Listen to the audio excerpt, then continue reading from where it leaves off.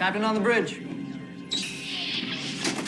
Alrighty, captains, we are back on the bridge, and today, yes, we will be going over Star Trek Picard Season 3, Episode 7. But before we do that, captains, do us a favor, hit that like button. Also, subscribe here to the YouTube bridge, as we're always on the lookout for captains where we can share our love, our passion for things Star Trek. With that said, here we go. Captains, we have reached episode 7, and I'm feeling so sad. But, holy cow, what a difference from episode 6 to 7. It's just hard to kind of find the words.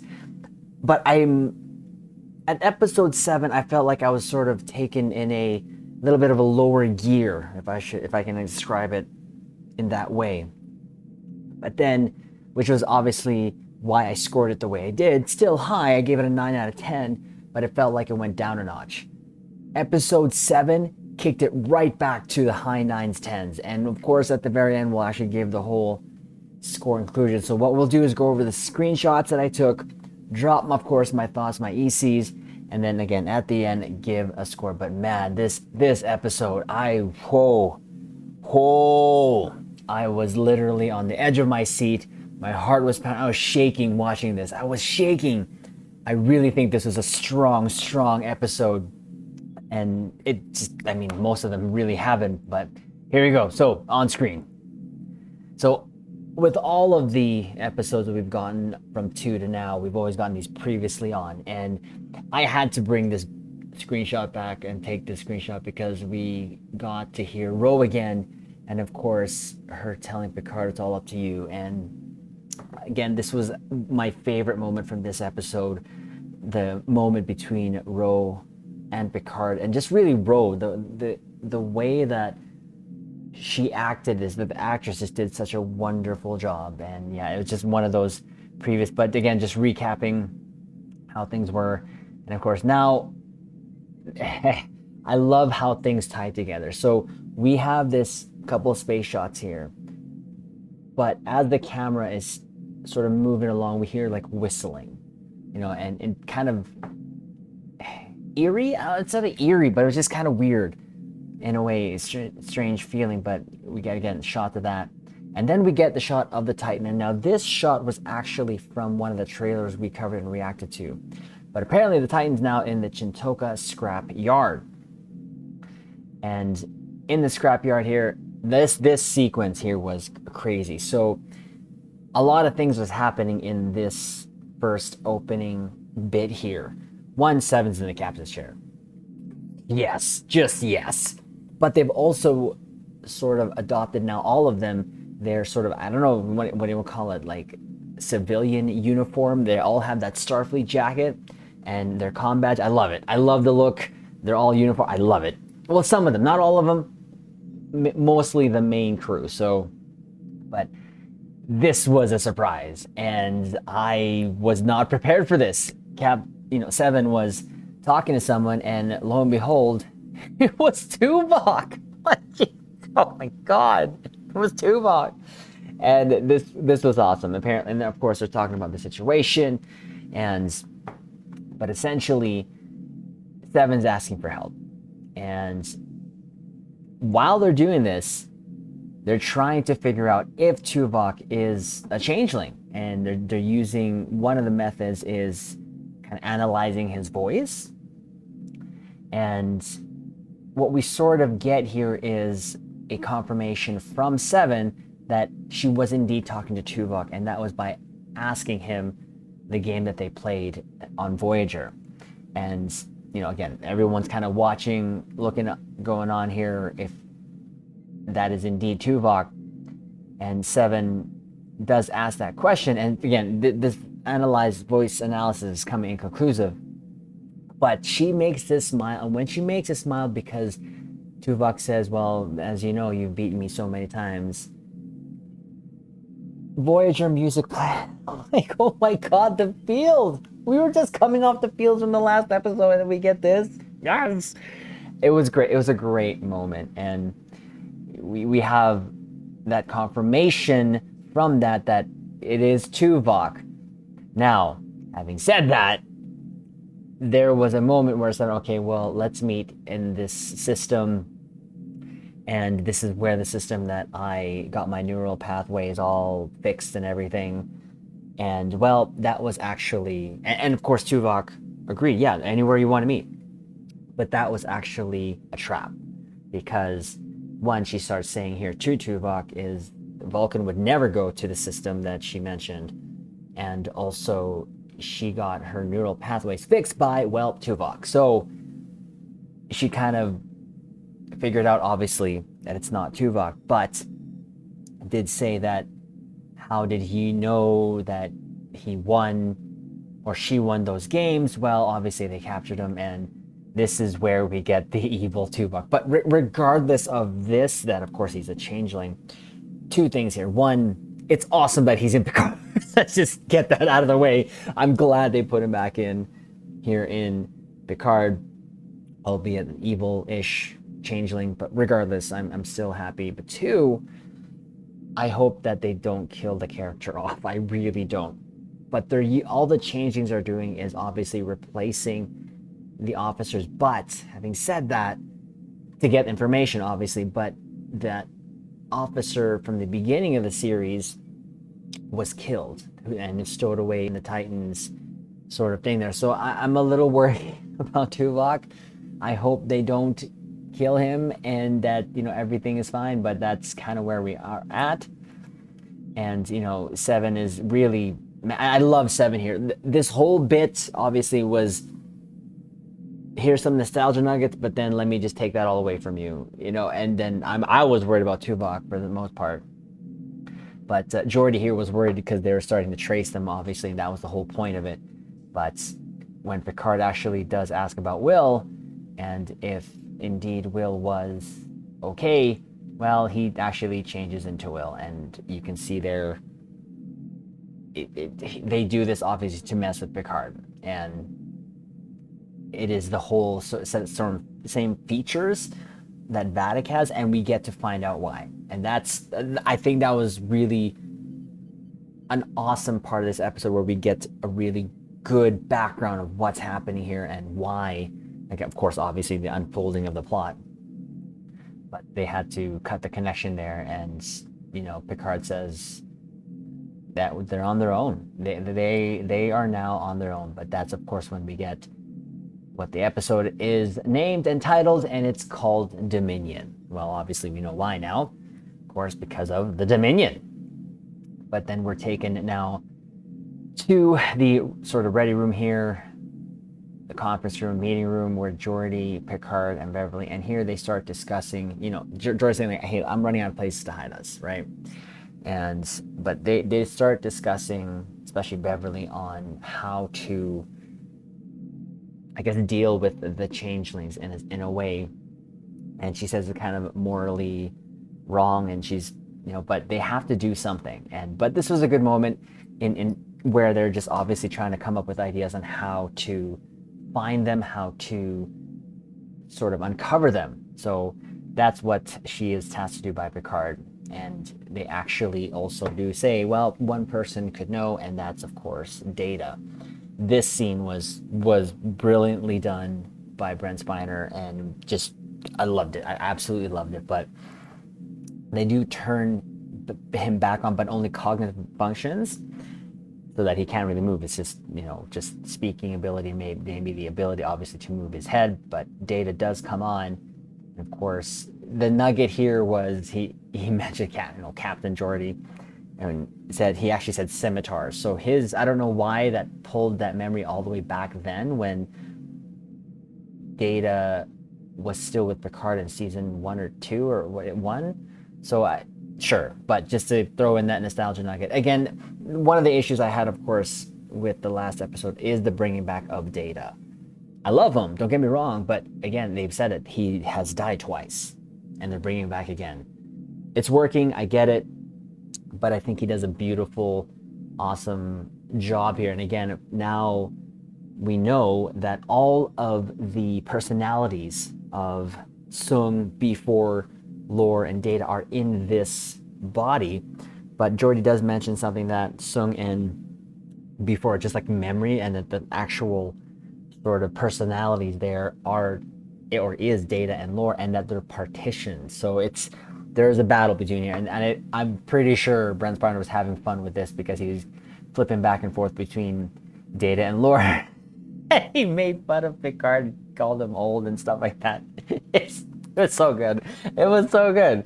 You can tell, like, look at that. You can't tell me by looking at his face that he wasn't having fun making fun of Picard, and he's poking fun at his age and everything. But they were really trying to get the information from Data, and we get this screenshot to kind of show, obviously, the where the partition, quote unquote, partitions are to split the personalities. But Picard to say, well, we need to help Data, and Geordi's afraid to take the partition out because Lore could take over, and then they can lose Data forever. And there's an awesome moment here where Geordi says that he, and of course he does come back here, Data, and he actually just say, Captain, please help me, and they had to shut him off, and because it was just too much for Picard. And again, the moment here is when Geordi says, I can't lose him again. Like, it just, Geordi's, again, acting chops here just went ballistic. For me, I enjoyed all of his acting here. But now we're on back to the Shrike, and of course Vadic is talking to the floating changeling blob there. This was, whenever Vadic is talking to this blob, you can tell that she's just scared. And they she's reporting to them, like, the friends, and I believe it's Riker and Deanna, are not cooperating, and they're very loyal to Picard, but the changeling blobhead here doesn't care. They need to, now, there are certain shots I took here that they're really, really showing off the lens flare here. Like, there was a lot of lighting going on here, so I did notice that. I'm pretty sure you captains noticed that too while going through this episode. But now he did something to Vadic while they were talking. I'm not sure if he triggered something where she started, like, changing here and in pain, I guess. We'll talk about her form and all that stuff, but the point of the whole thing is here, like, they need to get Jack. They need to get going because there's only 30-something hours left until Frontier Day.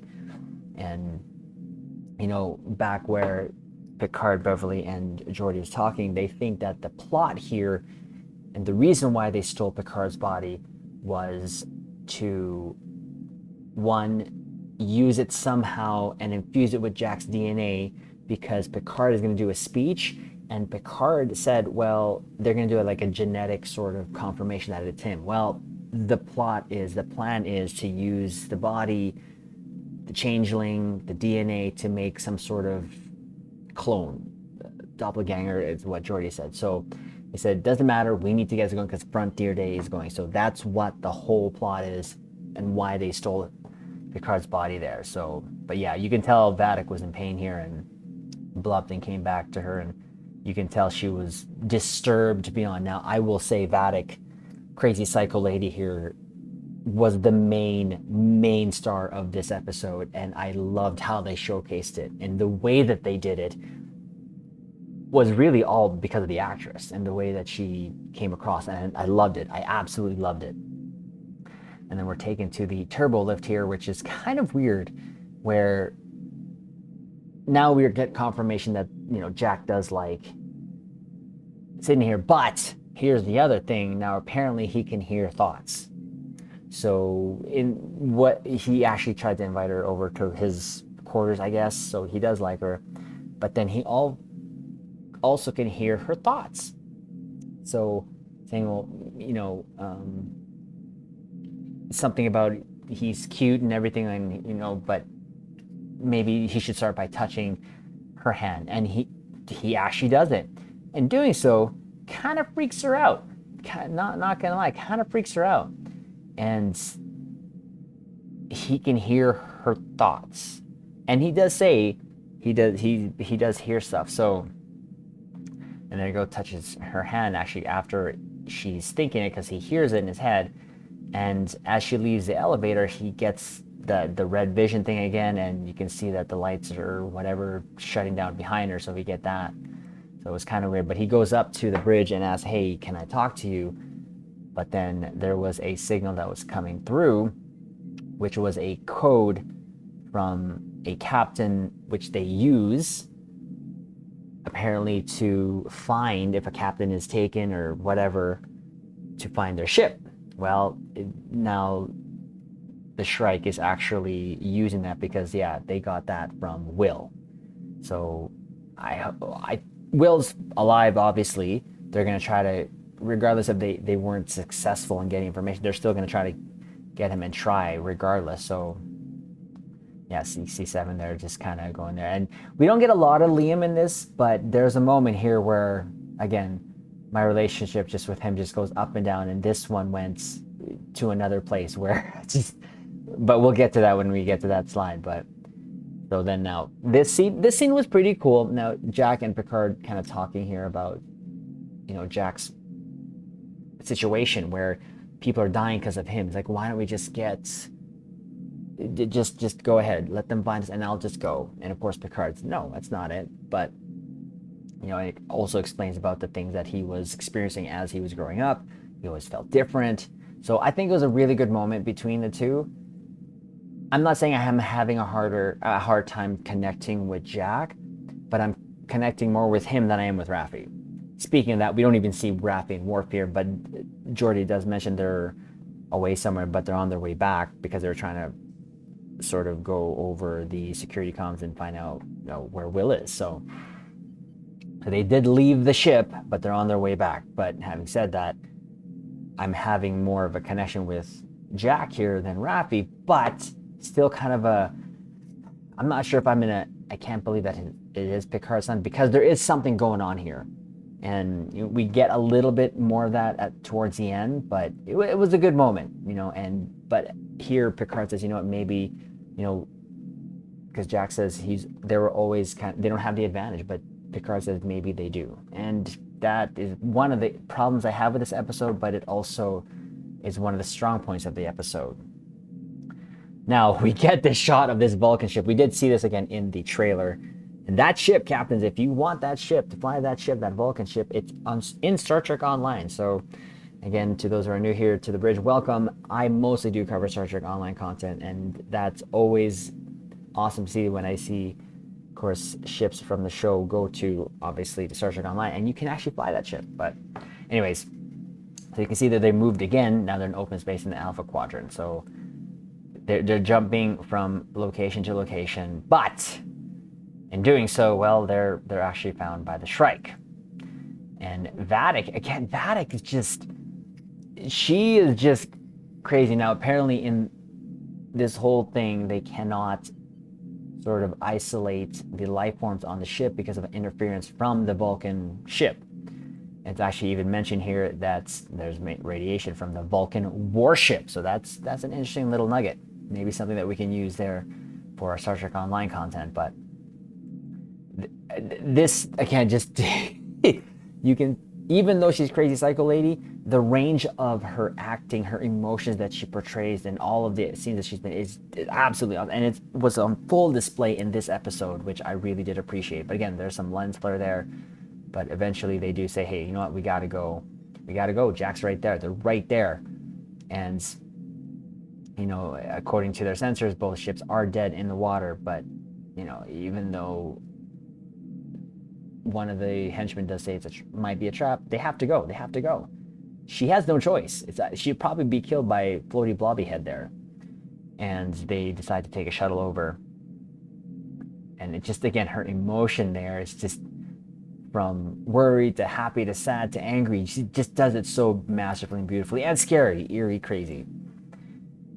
But so they take the shuttle over, and again, we get a shot of the Vulcan ship there. Of course, them landing on the Titan. Now, this was kind of, again, a plan of Picard to have them board the Titan.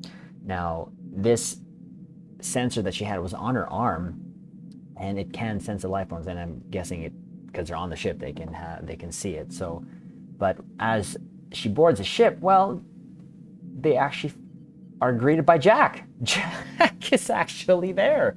So we get a little bit of more sort of info from Vadic, say, like, why? Jack's like, why? Like, well, it's better to show you. So one of my theories is he's part of the Changeling Link, I think, somehow. part of the Great Link, and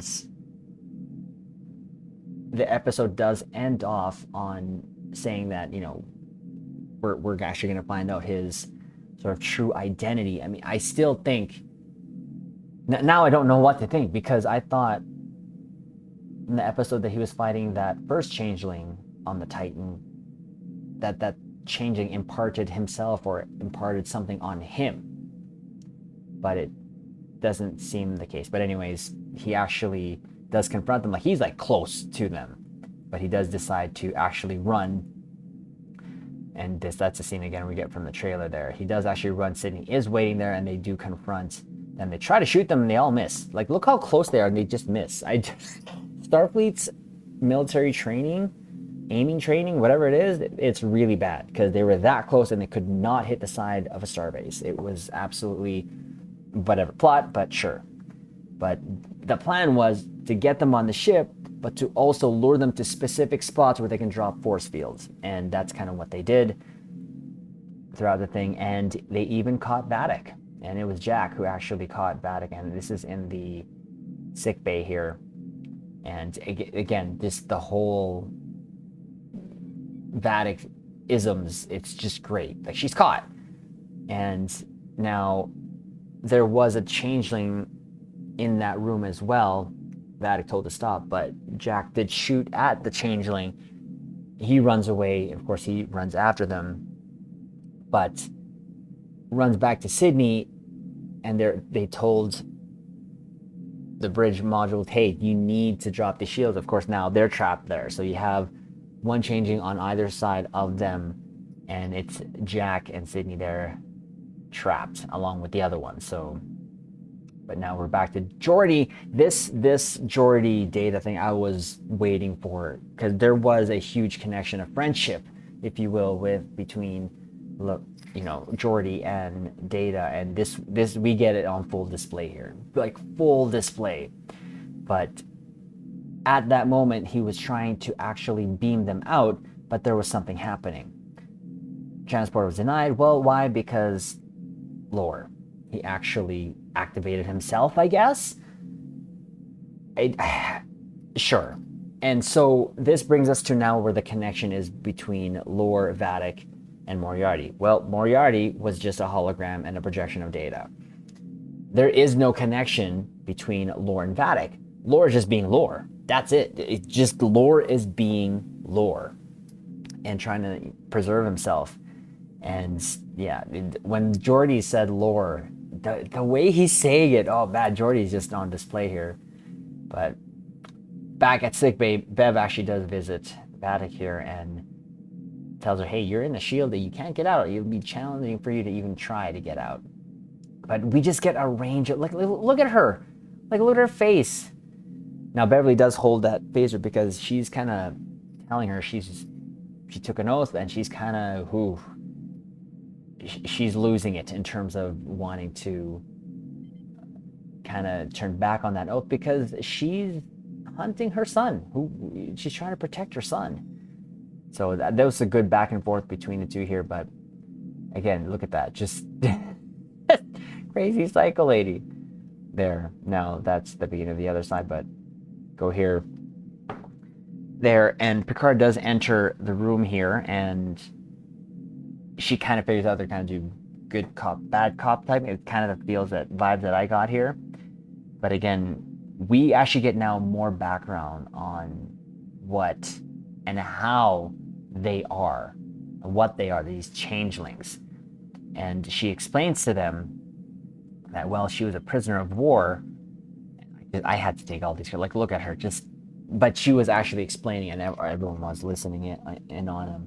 She's a prisoner of war, and she was experimented on.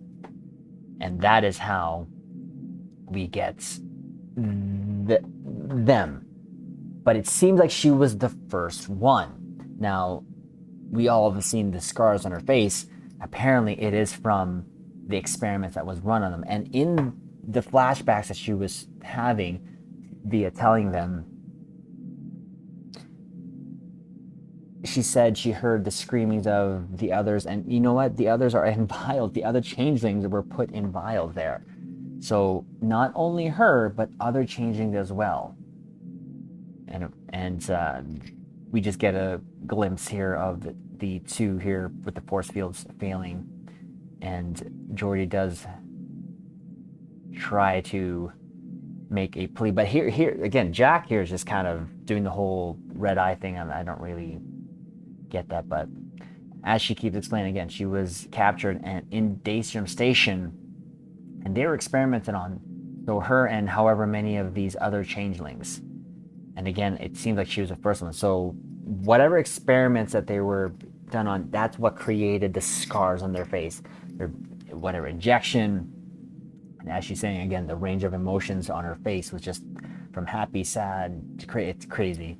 Now, the whistling part, this is where she got it. It was actually from the person doing the experiments on them, which was her. Well, not her, the actual scientist that she chose to take form of.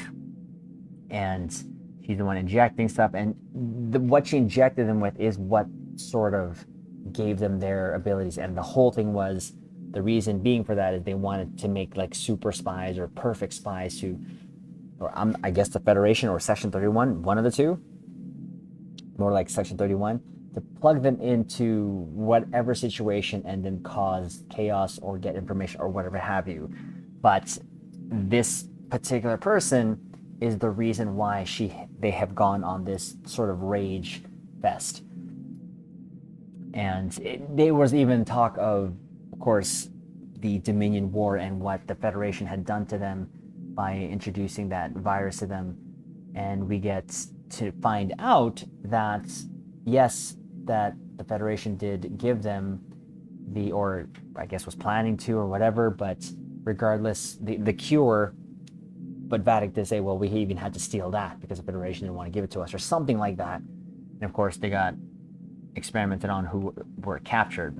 Like they got tasered, and there was, like she's explaining, and you can kind of feel it. And again, props to the actress. Like she's just doing her thing here. Now, Vadic seems like to be the first one because here she does kill this changeling behind in this scene, kills Vadic and takes the form of Vadic.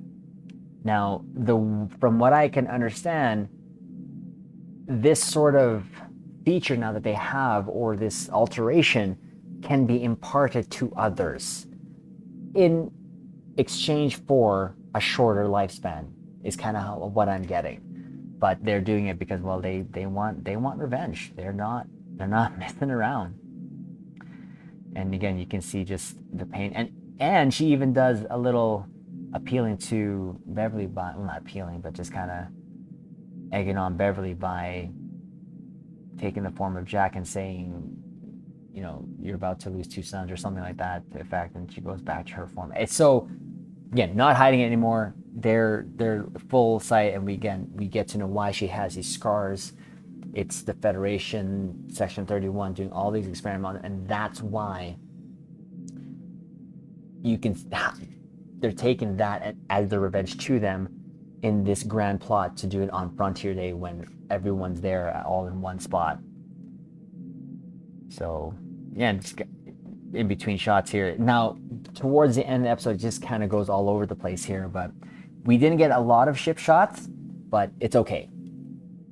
They've been showcasing them in the previous episodes. I love how they've just sort of been, they had to tone it down here because they needed to concentrate more on the story, and I get it. But I'm still glad they showed it. Still a little dark, but that's okay. That's okay. Now, unfortunately, the shields are failing because Laura turned them off, or about to turn off. And this is where we get that emotional sort of charge of this episode from Geordi talking to Laura. And this moment was awesome. Laura was just not really caring what Geordi was saying, but then you have Picard and Beverly kind of talking about, they kind of decide they need to kind of finish her. They need to, because it's not safe. Beverly says something to the effect of, the instant that they let her and her crew on the ship, they invited death. And this is where the issue and problem I have. Having said that, I hope that they have a backup plan. Yeah, at the very end, I hope they have a backup plan, but we're gonna have to find out here. But then This moment was, this moment, and we get to actually feel and hear the pain of Geordi losing Data, and how much Data meant to him. And I think that was really done well by Geordi here, the actor, of course LeVar, but I felt it, because in TNG these two had a friendship, they had a bond, and he was trying to appeal to that, and at this point Laura's saying, well, what does anyone else want to? Like self-preservation. That's the reason why he's doing what he's doing.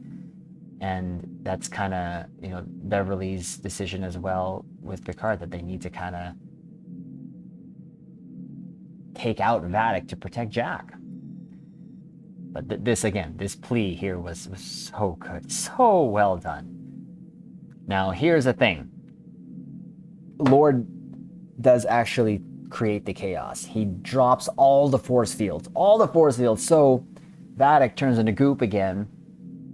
And we did see this in the trailer, but Beverly and Picard were firing on it, but really it wasn't doing anything. So we've seen them die from shots, but apparently not now. I don't know, but of course plot armor, and unfortunately Vadic does get away into some sort of vents in goop form.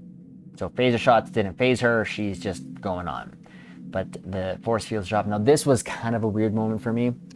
So the force fields drop between the goons and Jack and Sydney, but then it's raised between Jack and Sydney. So now they're separated with one changeling that they have to face.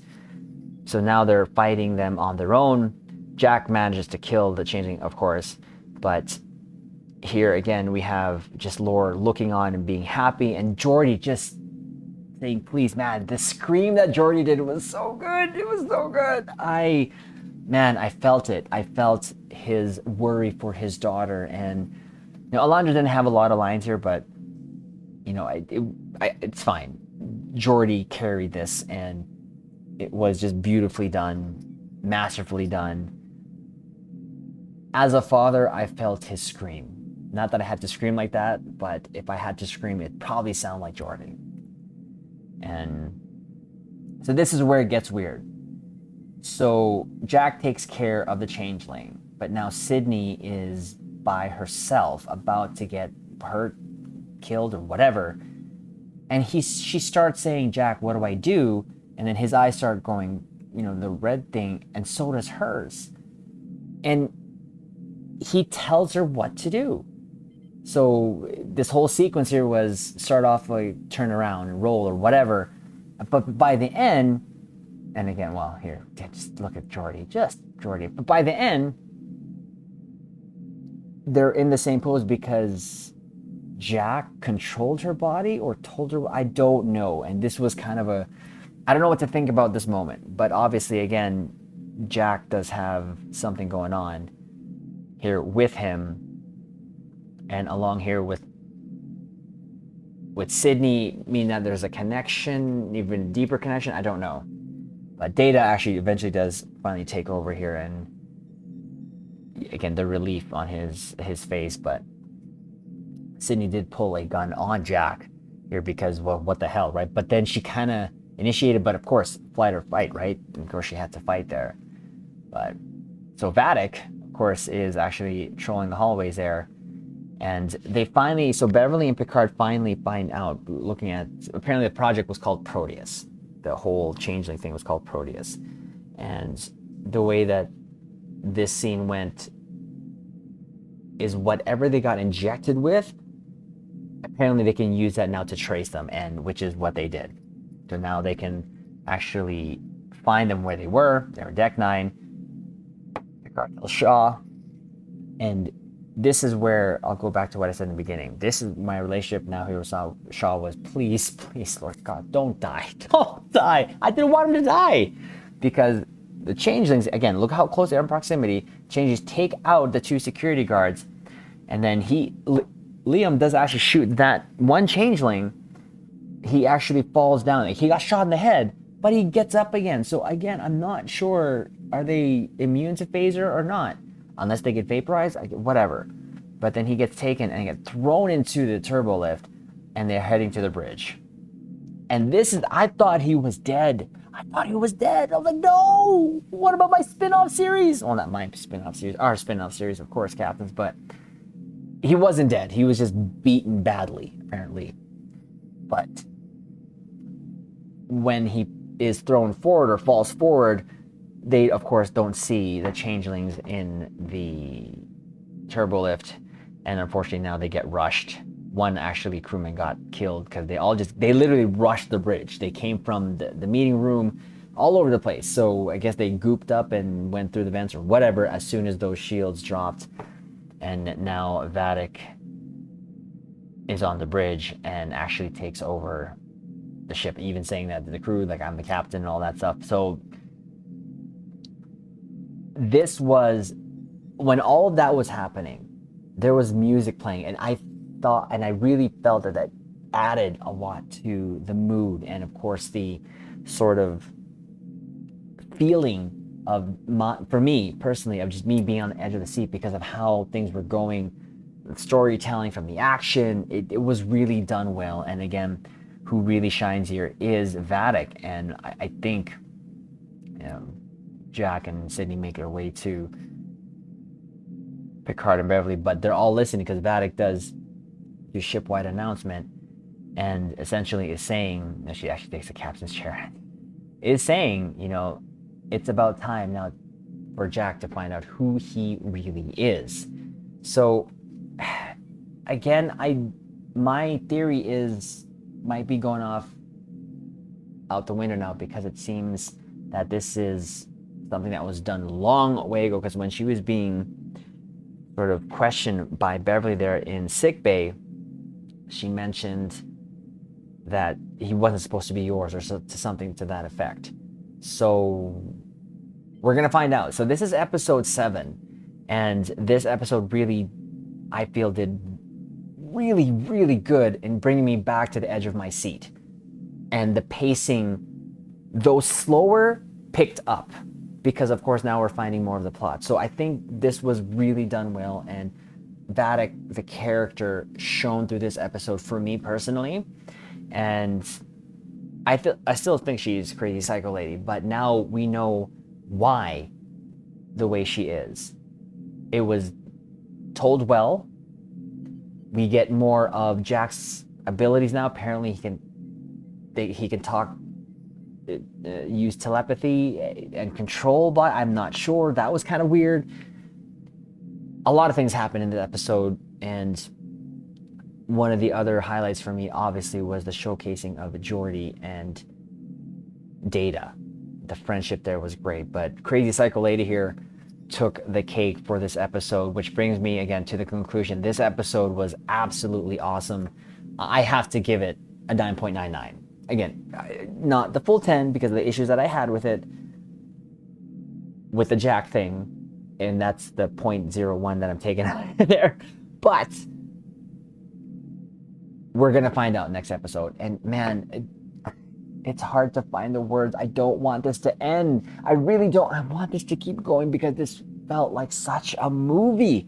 The production level, the story, everything. Again, I have my issues with it, but regardless, I'm here for it. And them showcasing the friendship of Geordi and Data, that was brilliant. That was awesome. There was that moment, of course, between Picard and Data, said, "Captain, please help me," obviously was good too. But again, Liam, to "I don't like you," to "please don't die," "why are you such a prick," to "please don't die. I hope you're not dead." Like, I literally actually said that. Please don't die. No, I actually said no. So, again, speaks to the attachment. So in this episode, we didn't see Riker, we didn't see Deanna, we didn't see Worf or Raffi. And with 3 episodes left, man, these 3 episodes are gonna be just jam-packed. And I go back to that one video that I saw of a YouTuber saying that they saw the last 3 episodes. And yeah, they're gonna be filled with a lot, because we're just at the point where we're gonna find out who Jack really is, what Jack's role really is. I still think he, regardless of how it is, he's still gonna be like the sort of changeling savior. It's hard to kind of word it, but an awesome episode. I can't wait to watch the next one. We're already at episode 8 with 3 episodes left. But again, another highlight of this episode, we actually had TUVOK. It was a changing TUVOK, but we still had it and had that feels moment between Seven and TUVOK with the music thing there. I love how they're doing it. It was beautifully done, and that's why even with the problem I had here, it's still a 9.99. It went right back to me being on the edge of my seat, and I'm just really enjoying this. And one, I don't want it to end, but of course, two, I want to find out how this all ends. So there you go, Captains. That is my sort of thoughts, ECs on this. I'm loving it. Captains, I'd love to know what you thought of this episode. So do me a favor, like it. Also, comment below. Let us know your favorite moments. Let us know what you think is going to happen, or your theories or your sort of predictions. Right now, with 3 episodes left, man, I feel we're going to get some Deanna. We're going to find out with Will, because they're on the ship, right? They're on the strike. So, and then Raffi and Worf are coming back. So we're probably going to get the next episode, them being all together. Now, from one of the trailers, they obviously showed they were all sitting in the room there. So that is what I think is going to happen. They're all going to be, they're going to get through Paddock. What I think they have a backup plan to obviously get more information, I guess, to let it play out the way it has.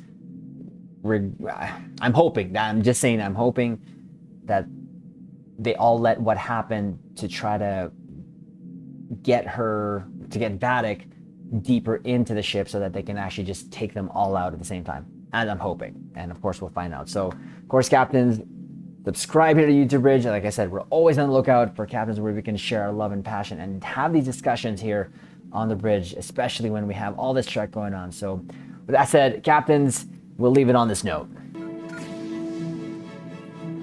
Live long and prosper.